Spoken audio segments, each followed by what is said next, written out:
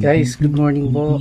Madaling araw po sa amin ngayon. So ayan po yung TV saka yung speaker. So binubuksan po natin yan.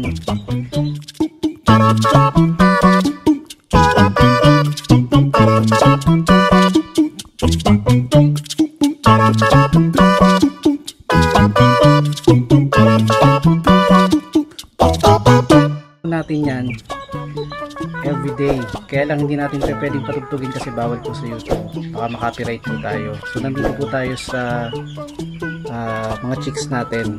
So madaling araw.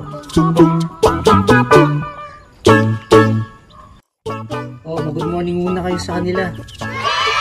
Guys, huwag po natin kalimutan mag like, share, saka subscribe sa ating channel sa mga videos natin para na-update tayo kung ano nangyayari sa mga chicks natin. Guys, samahan nyo kami sa journey na to.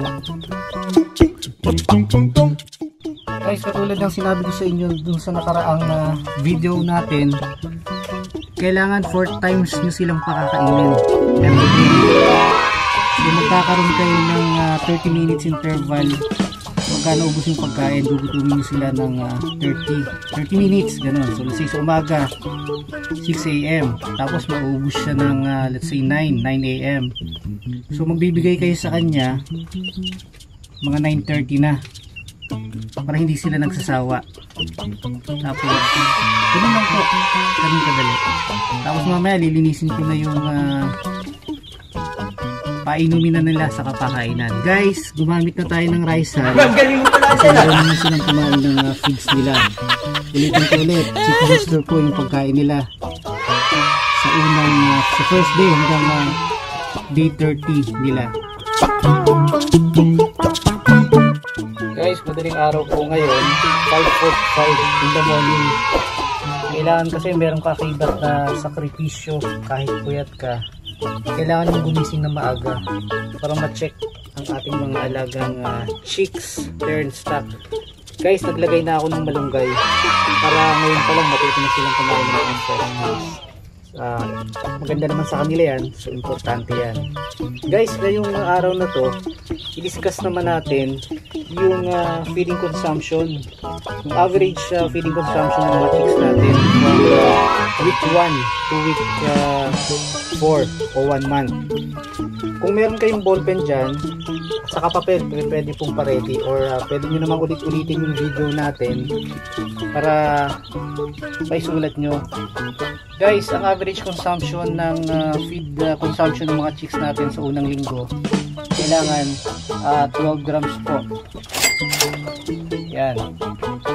Tapos sa unang linggo, pagka nagsukat tayo ng timbang nila, yung body weight nila, kailangan na meron silang timbang or nag-average sila ng 80 grams yung mga lalaki o male. Tapos yung pullets naman 70 grams. Guys, sa second week, yung feeding consumption nila, kailangan nadagdagan na natin ng konti. So 19 grams na. Tapos yung timbang nila, kailangan nag-average ng 150 yung mga lalaki, tapos 130 naman yung mga pullets o yung mga female.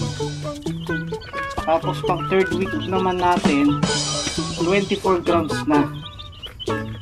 Tapos yung timbang nila, sa third week, 280 grams yung mga male o yung mga cocks. Tapos yung mga female naman o pullets, 200 grams. Tapos guys, yung pang 4 weeks natin, nilalagay natin na pagkain is 28 grams per chick. Tapos ang timbang nila sa mga lalaki 365 grams na. Tapos sa mga pullets 270 grams na. So madali namang sundan yun.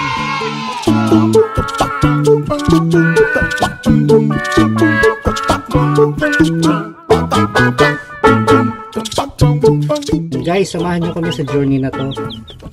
Thank you. Google! What the hell is happening?